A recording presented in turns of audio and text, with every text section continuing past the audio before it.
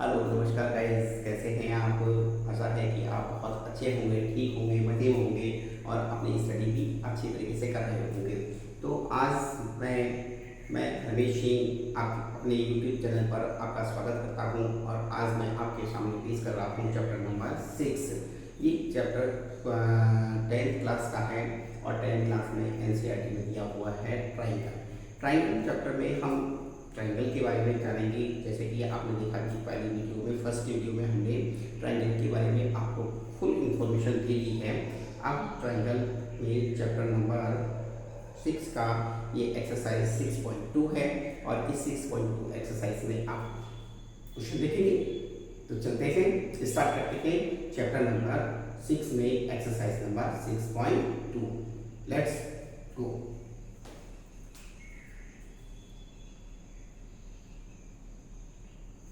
Question आपको दिया है in figure 6.17। Question number 1 and second, इसमें DE, ये DE पैरेलल है BC के। ये आपको दिया फाइंड EC की वैल्यू आपको फाइंड करनी है। AD की वैल्यू आपको दी है, BD की वैल्यू आपको दी है। ये सेंटीमीटर है, 3 सेंटीमीटर, ये भी सेंटीमीटर, ये भी सेंटीमीटर। तो इसकी वैल्यू आपको निकालनी है। तो आपने क्वेश्चन को देखने से पहले एक थ्योरम देखी होगी, बुक के अंदर दे रखी थी आपको, बीपीटी थ्योरम। बीपीटी थ्योरम का मतलब है बेसिक प्रोपोर्शनलिटी थ्योरम। तो बेसिक प्रोपोर्शनलिटी थ्योरम के अंदर क्या होता है कि ये वाला पार्ट इस वाले पार्ट के रेशो में होगा और ये वाला पार्ट इस वाले पार्ट के रेशो में होगा। अगर ये रेशो बन रहा है तो ये वाली लाइन और ये वाली लाइन दोनों क्या होगी, पैरेलल होगी। कैसे? जैसे अकॉर्डिंग टू बेसिक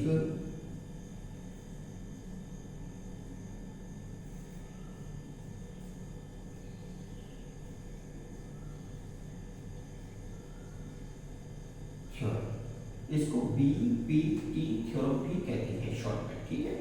इसके अनुसार AD की value AD upon DD is equal to AE upon AC।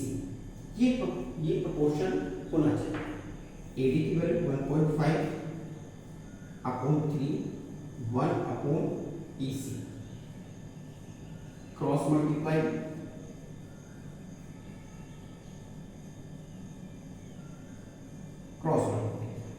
तो 1 upon 1.5 AC is equal to 3। AC की वैल्यू कितना हो गया, 3 अपॉन 1.5।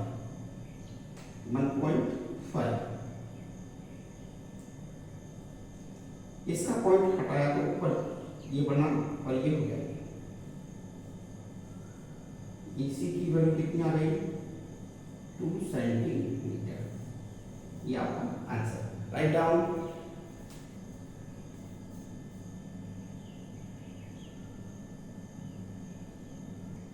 नेक्स्ट क्वेश्चन आपको दिया हुआ है ये AD, BD, AE और AC, वही अकॉर्डिंग टू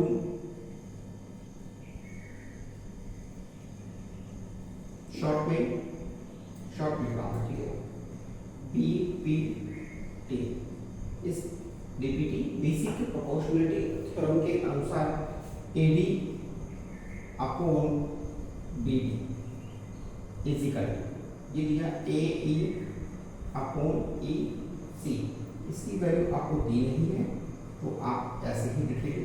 DD 7.2 है इज इक्वल टू ये 1.8 and 5.4।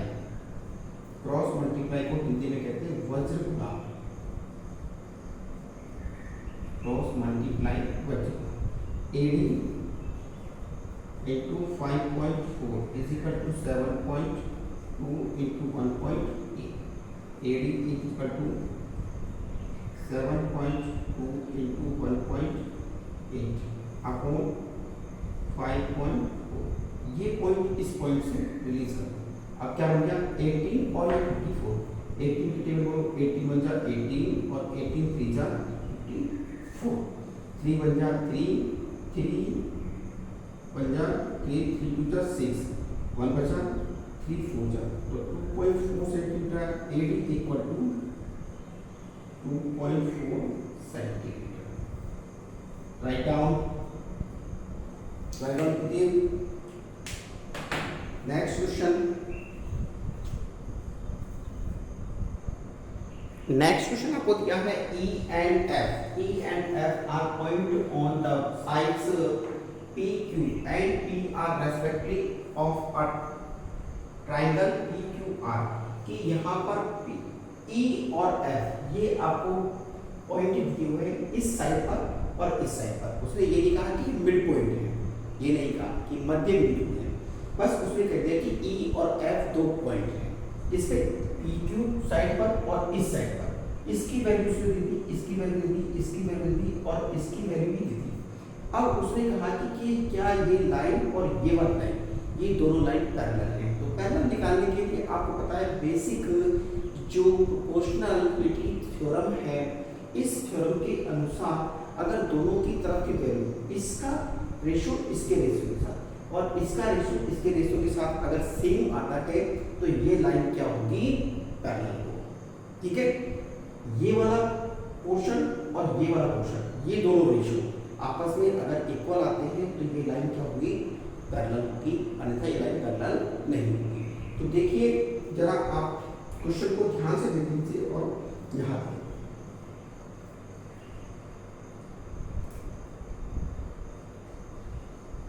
According to BPT theorem. BPT का मतलब क्या है, बेसिक प्रोपोर्शनलिटी थ्योरम। तो ये है आपके पास में PE अपॉन EQ। अगर ये वैल्यू इस वैल्यू के इक्वल है, PF upon FR, then EF parallel QR। तो वी नीड टू चेक, हमको जरूरत है ये चेक करने की। वी नीड टू चेक कि PE अपॉन EQ, PE की वैल्यू कहाँ है, 3.9 अपॉन 3। देखो इसमें इसका डिवाइड किया तो 1.3 ये आ गया। सेकंड अगर आप करते हैं कि PF अपॉन FR, इसकी वैल्यू ये है 3.6 और 2.4, पॉइंट से पॉइंट रिलीज हो गया आपका 12 3 और 12 2। इसमें इसका डिवाइड किया तो 1.5। क्या दोनों सेम आ रहे हैं, नहीं आ रहे हैं दोनों सेम। जब दोनों सेम नहीं आ रहे तो पैरेलल कैसे हो जाएगी, आप लिखेंगे PE EF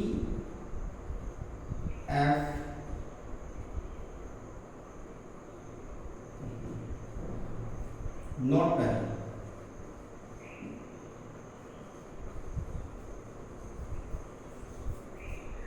QR because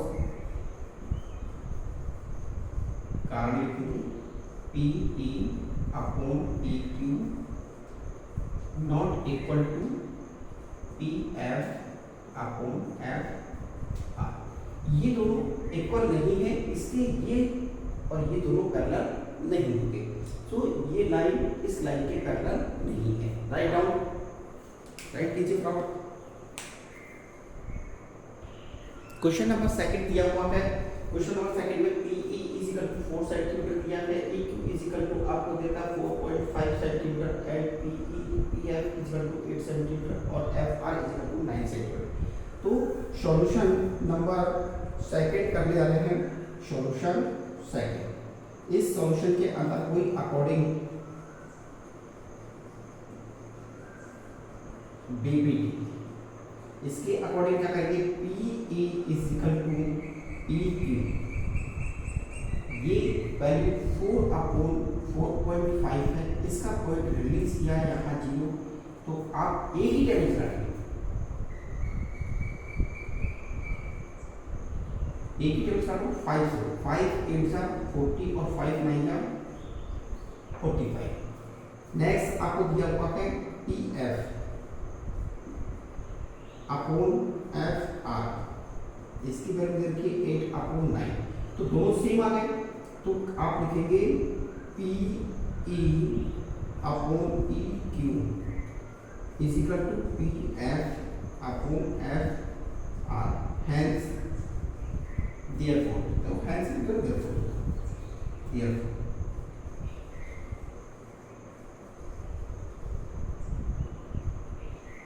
E F parallel है क्यू आर। बस इतना सा काम था। नेक्स्ट क्वेश्चन थर्ड वाला, इसमें भी यही करना आपको अकॉर्डिंग टू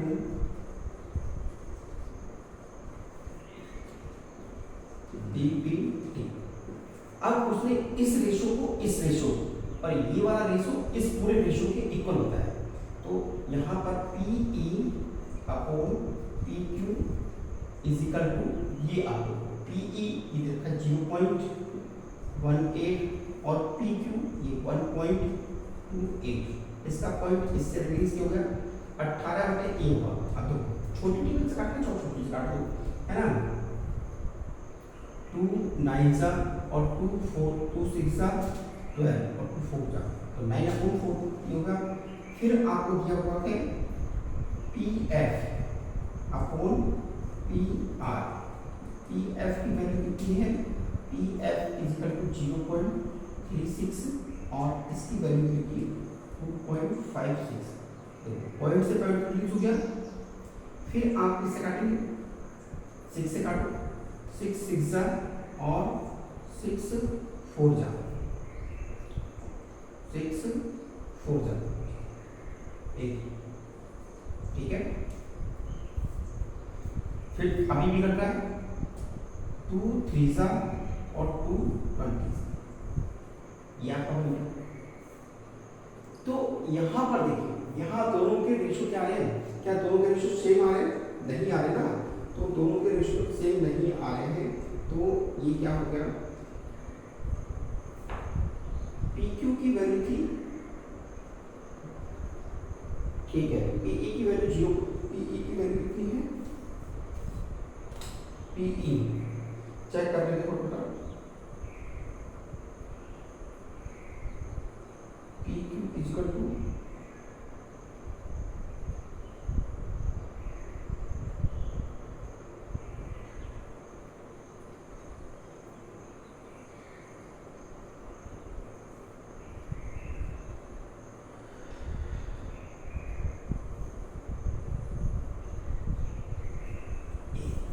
इसको चेक करें, 36 अपॉन कितना है 256, 4 9 36 और 4 6 24 4 4 16, ठीक है, दोनों इक्वल है, तो P E equal P Q, ये इक्वल है P F upon P are, दोनों इक्वल है, तो ये क्या होंगे, therefore E F parallel Q R.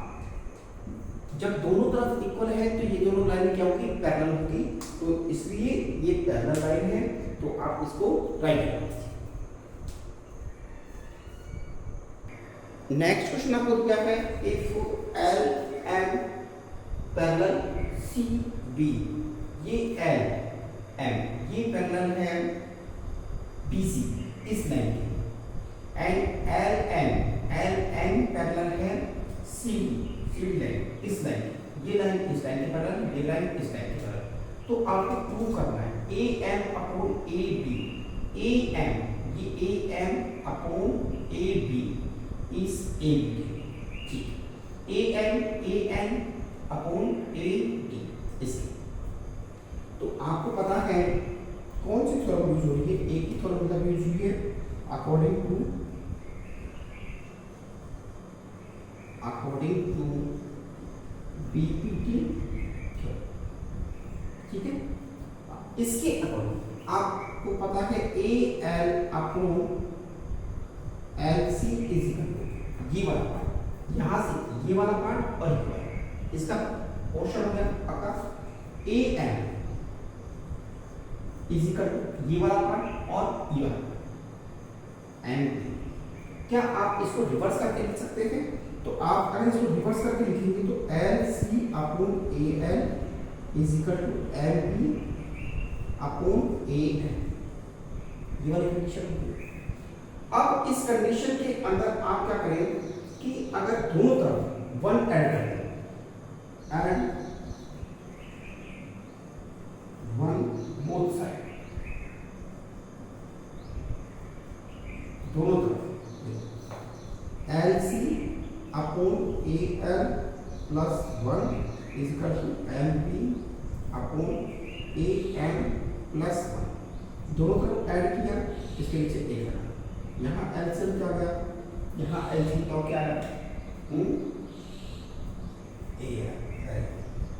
तो ये क्या बना L C plus A L, और ये क्या बना ए एम, तो M B plus A M, ये वाली कंडीशन होगी।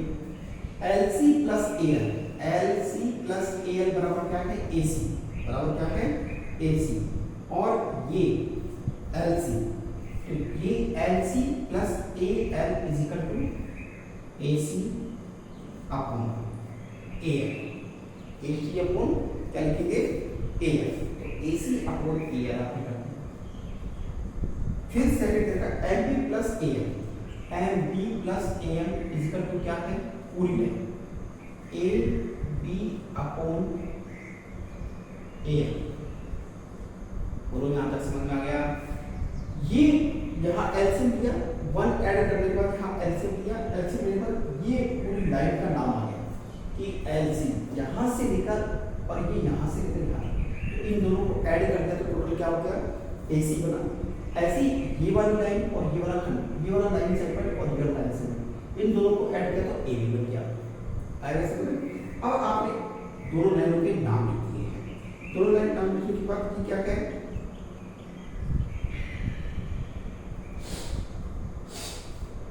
ए एम अपॉन ये दिया हुआ था, ये दिया हुआ था, तो यही आ गया आपका, ये इसका रिवर्स है, ये इसका रिवर्स है, तो आप इसको लिखेंगे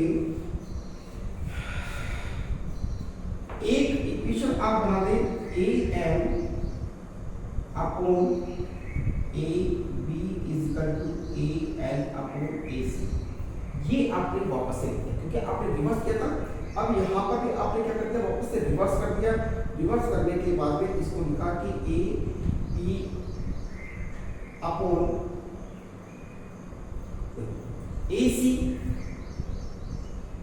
ये रहा ए सी पूरा ये यहाँ से लेकर यहाँ तक, और ए एम ये रहा ए बी, इसके अपॉन में ए एल इस ए सी के अपॉन में। यहाँ तक की बात समझ में आ गई? यहाँ तक की बात समझ में आ गई क्या? चलिए तो देखिए इस वाली कंडीशन से हमने क्या लिखा A L upon A B, A L ये वाला पार्ट इस वाले पार्ट, तो ये वाला पार्ट भी इस वाले पार्ट के बराबर होगा, तो हम यहाँ इसको लिख के इसको मान लिख के क्या लिख सकते हैं A L upon A B, equation number 1, equation number इसको 1। अब बिल्कुल सेम यही कंडीशन हम क्या कर सकते हैं दूसरे के लिए कर सकते हैं कि आपने लिया इसको ड्राफ्ट कर दूं क्या,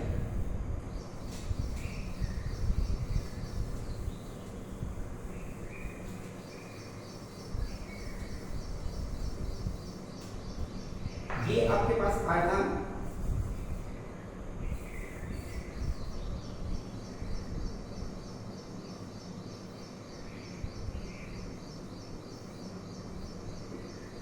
ट्राइंगल। अब ट्राइंगल आप क्या लेंगे, मान लीजिए कि आपने ट्राइंगल लिया ए बी सी, इस ट्राइंगल से, तो आपने ट्राइंगल ले लिया ए बी सी, इस ट्राइंगल आपने ट्राइंगल लिया था एडीसी, एडीसी ट्राइंगल में आप क्या करेंगे, देखो एडीसी ट्रायंगल कौन सा है, एडीसी, इस वाले ट्रायंगल की बात कर रहे हैं। तो एडीसी ट्रायंगल के अंदर आप क्या लिख सकते थे, एडीसी ट्रायंगल आपने ले लिया और एडीसी ट्रायंगल के अंदर आप देंगे कि एल एन, देखो एल एन में दिया है, एल एन पैरेलल आपको दिया है सी, एल एन ये वाला एल एन पैरेलल इसकी सी, एल एन पैरेलल सी, ये आपने लिख दिया कि एल एन पैरेलल किसके हैं, सीडी के हैं। चलिए कौन सी थ्योरम से कहेंगे, बाय बीपीटी थ्योरम, इस थ्योरम के अकॉर्डिंग, इस थ्योरम के अकॉर्डिंग आपने लिख दिया कि एल एन पैरेलल सी, तो ए एन की वैल्यू ए एन अपॉन क्या है, ए डी, डायरेक्ट लिख सकते हैं ए एन अपॉन ए डी आप लिख सकते हैं, और ए एन ये वाला ए सी की अपॉन है, इस लाइन पूरी लाइन की क्या है, पैरेलल है,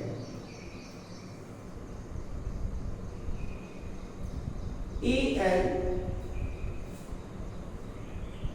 ये वाला ए, ये वाला ए एल ए सी, तो ये वाला ए एल इस ए बी के लिए होगा, तो आप इसमें ए एन ये वाला ए, ये वाला ए एन ये किसके है, पैरेलल, ये किसका सेगमेंट है, ये किससे रेशियो बना है, ए एन रेशियो बना है ए डी से, तो आपने A N equal to A D लिखा हुआ है, बिल्कुल सही है। फिर उसने कहा है कि ए एल और ए, ये ए एल और ए सी से इक्वल बनाना है, तो जितना है ए एल वो ए सी से और ये वाला इससे, तो ये वाला पार्ट और ये वाला पार्ट दोनों क्या हो गए, इक्वल हो गए, ये वाला पार्ट हम पहले कर सकते लिख दिया, ये वाला पार्ट और ये वाला पार्ट दोनों क्या हो गए, इक्वल हो गए। तो आप अब यहाँ क्या बताएंगे, यहाँ आपको लिखना है इक्वेशन नंबर 1 और इक्वेशन नंबर 2, ये इक्वेशन नंबर 2 हो गई, तो इसको मैं थोड़ा सा दिखाता हूँ, ये क्या लिखा है, equation number 1 from equation 1 and 2, equation number 1 और इक्वेशन नंबर 2 से, इक्वेशन नंबर 1 तो A N upon A B equal to A N upon A D, और यहाँ पर A N upon A D equal to A N upon A N, ये दोनों equation दी हुई है, इन दोनों इक्वेशन को आपने लिख दिया, तो लिखने के बाद आपको पता चलेगा कि ए एन, देखो A N upon A M upon क्या लिखा हुआ है, A M upon A B ये लिखा हुआ है, और सेकंड क्या लिखा हुआ है, A N upon A D, ये लिखा हुआ A N upon A M upon A B और A N upon A D, ये कंडीशन है। अगर आप ए एन की वैल्यू यही आपको निकालना है, यही आपको निकालना, तो यहाँ छोड़ सकते थे, वरना ए एन अपॉन एन डी की वैल्यू रखते तो ए एन अपॉन ए सी आ जाता, ठीक है। तो ये आपको क्या करना था, प्रूफ करना था, यही आएगा, ठीक है, कि ये वाली वैल्यू और देखो इसकी वैल्यू इसके बराबर है, ये रख दिया आपने, इसकी वैल्यू इसके बराबर ये रख दिया आपने, है ना, और ये वाली वैल्यू इस वैल्यू के इक्वल है, तो ए एन ये ए एन अपॉन ए यही आ गया, ठीक है। तो लीजिए फटाफट इसको कैंसिल, क्वेश्चन नंबर आपका ये कंप्लीट हो गया। क्वेश्चन नंबर नेक्स्ट दिया हुआ है कि एक फिगर बना हुआ है, फिगर मैंने बनाया नहीं, ये फिगर बना हुआ, ये फिगर बना बी सी ए, एक लाइन ऐसे खींची है और दूसरी लाइन ऐसे खींची है, कहां से, यहां से। उसने कहा है कि ये दोनों लाइनें, ये दोनों लाइनें, ये दिया है आपको बी एफ और ए, ये आपको दिया हुआ है कि बी एफ कहाँ है, B F upon E F, ये बी एफ और अपॉन ई एफ और B E upon E C, ये आपको दिया हुआ है, ठीक है। तो अब वो क्या कह रहा है कि आप क्या करें, सॉल्यूशन करें, सॉल्यूशन के अंदर आ जाए, ट्राइंगल ए बी सी, यहां से आपका ट्राइंगल कहां से लेंगे, ए बी सी से। तो आपने ट्राइंगल ले लिया A B C. A B C triangle के अंदर ये वाला पार्ट और ये वाला पार्ट, इसको रेशो में, तो बी ई अपॉन ई सी, B E upon E C, ये आपने पार्ट बना दिया कि इसका रेशो हमने बना दिया। फिर वो दे रहा है कि बी से D, B D upon D A, D D upon D A आपने कर दिया, ठीक है। और उसने क्या किया कि D E parallel, D E parallel है ए से, ये आपको दिया है, ये दिया हुआ, ठीक है, कि बी ई और डी ई पैरेलल क्या है, ए सी के। तो डी ई पैरेलल ए सी ये आपको दिया हुआ है, आपने ये कर लिया, इसको आप नंबर 1, ठीक है। और ये किससे लिया आपने, bye basic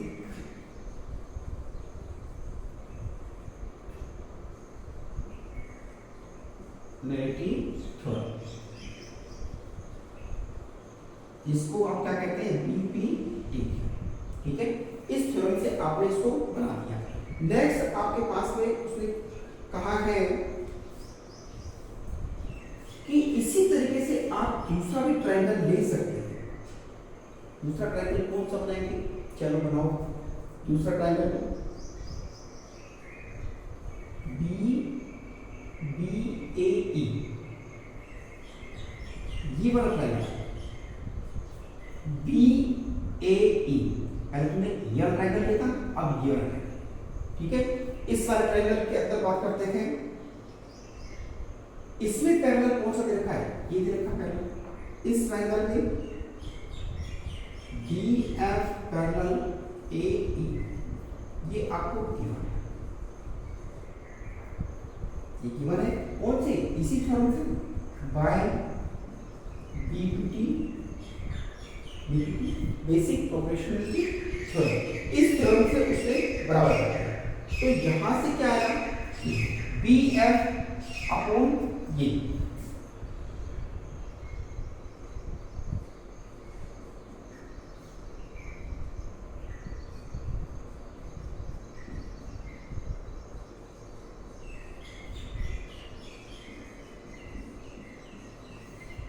equation number second, और ये किससे हुआ है, बाय बी,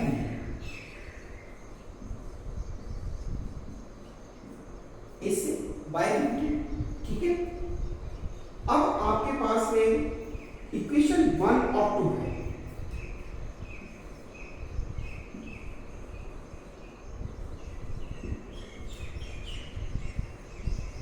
इक्वेशन नंबर 1, तो इक्वेशन नंबर ये दे रखा है आपको, और इक्वेशन नंबर ये दे रखा है। तो आप इस इक्वेशन से ले लें और इस इक्वेशन से ले लें।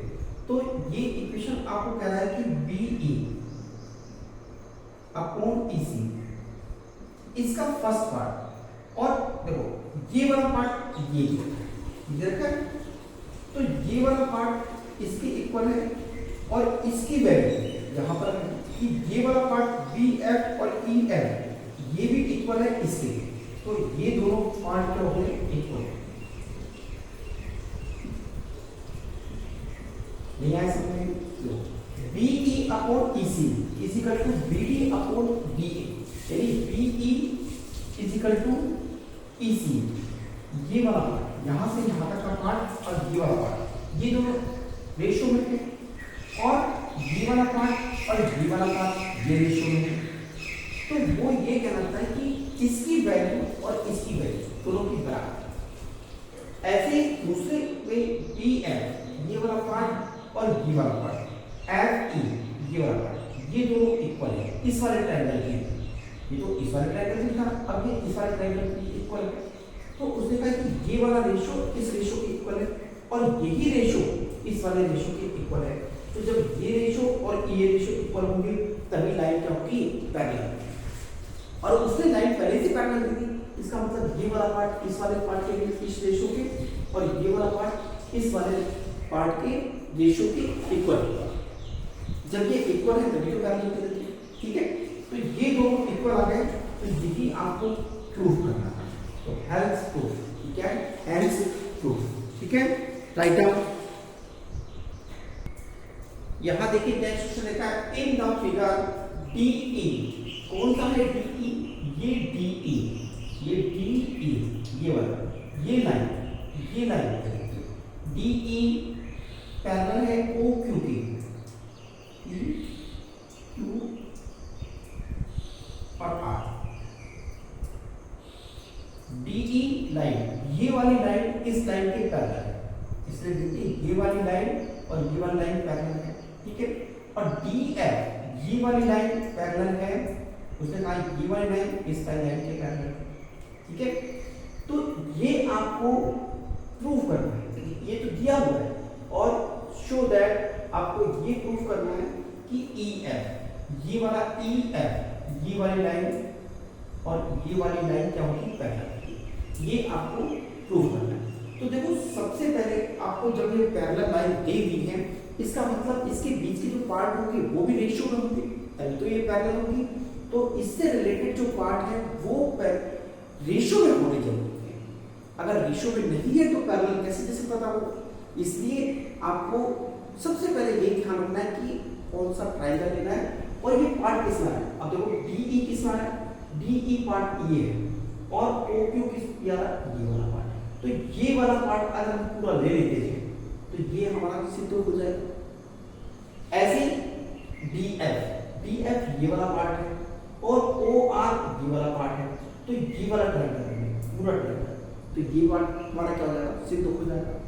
अब EF ये वाला पार्ट है, EF और QR ये वाला पार्ट है, तो इस पूरे पार्ट को अगर ले लें तो ये क्लियर हो जाएगा। आ गया समझ में? चलिए आप सबसे पहले करें, यहां पर आ जाए ट्रायंगल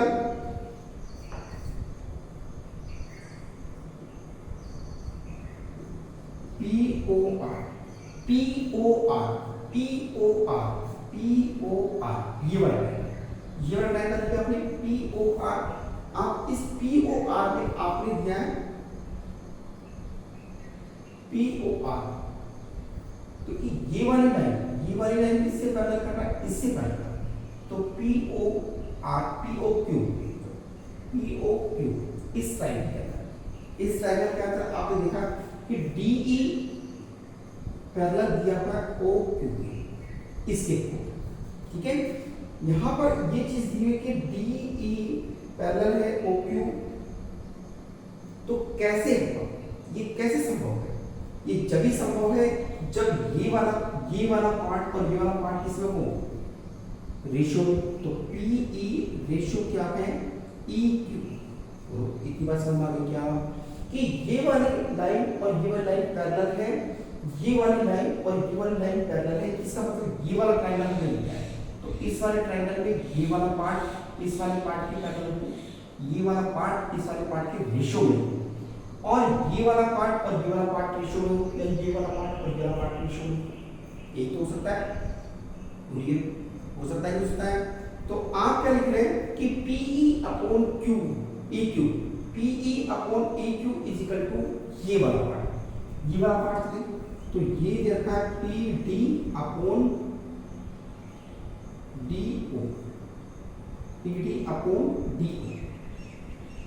ये वाला। तो जब ये दोनों इक्वल है तभी तो लाइन क्या है? पैरेलल है, तभी तो लाइन पैरेलल है।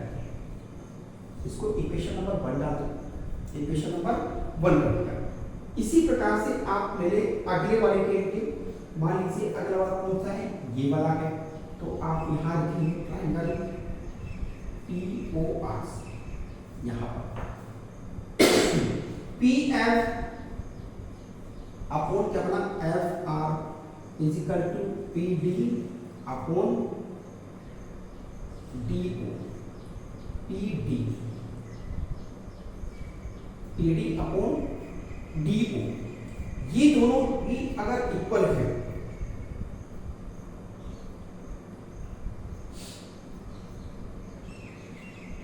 PF is equal to F R, बिल्कुल सही है। सेकंड उसने दिया है कि पीडी, पीडी की वैल्यू पीओ की वैल्यू की इक्वल है। ये आपने इक्वेशन नंबर सेकंड लिखी। बोलो यहाँ तक समझ में आ गया क्या? अब आप क्या लिखेंगे? देखो ये दोनों तो सेम आ रहा है, तो ये दोनों भी क्या आएंगे? सेम आएंगे, आएंगे नहीं आएंगे? तो इक्वेशन नंबर 1 और इक्वेशन नंबर 2 से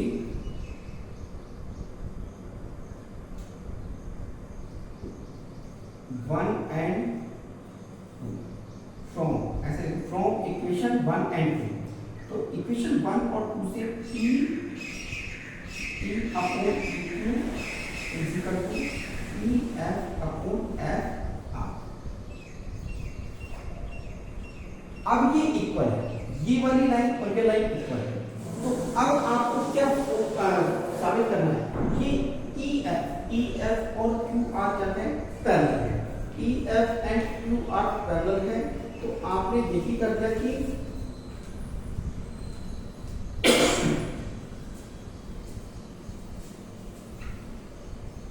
यहां पर PE upon EQ and PF upon FR। जल्दी राइट कीजिए फटाफट स्पीड से, राइट कीजिए फटाफट। दोनों इक्वल है, तो आप क्या लिख सकते हैं? EF पैरेलल QR, यही आपको शो करना है। प्रूफ भी लिख सकते हैं, देन हाँ भी हो सकते हैं, लेकिन आपने ये प्रूफ कर दिया कि ये दोनों क्या है? पैरेलल। ठीक है, क्वेश्चन नंबर 5 आपके कंप्लीट हो गए। नेक्स्ट क्वेश्चन,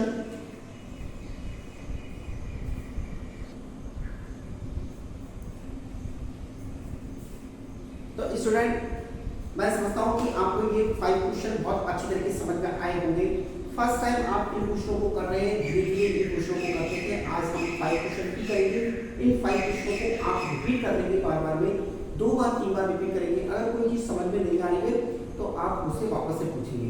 इस देखो इन क्वेश्चन के अंदर आपने देखा होगा एक चीज कॉमन है कि आप इसमें केवल एक ही थ्योरम यूज कर रहे हैं, वो भी थ्योरम कौन सी है? DPT theorem, basic proportionality theorem. इस थ्योरम के अनुसार क्या होता है कि एक लाइन सेगमेंट, एक पूरी लाइन के अंदर, एक पूरी लाइन सेगमेंट के अंदर जितने भी सेगमेंट होते हैं, जैसे ये सेगमेंट इस सेगमेंट का क्या है? रेशियो। अगर रेशियो बना रहा है तो उसके बीच में अगर कोई लाइन पड़ी हुई है तो वो लाइन पैरेलल होगी। ठीक है, और ये सेगमेंट इस सेगमेंट के अगर और ये सेगमेंट इस सेगमेंट के इक्वल है, तो इनके बीच में जो अगर कोई पॉइंट से लाइन बन रही है तो वो लाइन इस लाइन के क्या होगी? पैरेलल होगी। यही बताने के लिए इस थ्योरम का यूज किया जाएगा। ठीक है, तो ये क्वेश्चन आपको समझ में होगा, आ गए। आशा करता हूँ कि आपने बहुत आसानी से इन क्वेश्चनों को सीख लिया होगा। तो आज के लिए इतना ही। मेरी वीडियो को लाइक कीजिए, शेयर कीजिए और चैनल को सब्सक्राइब कीजिए। आज के लिए इतना ही। चलते फिर कल मिलेंगे।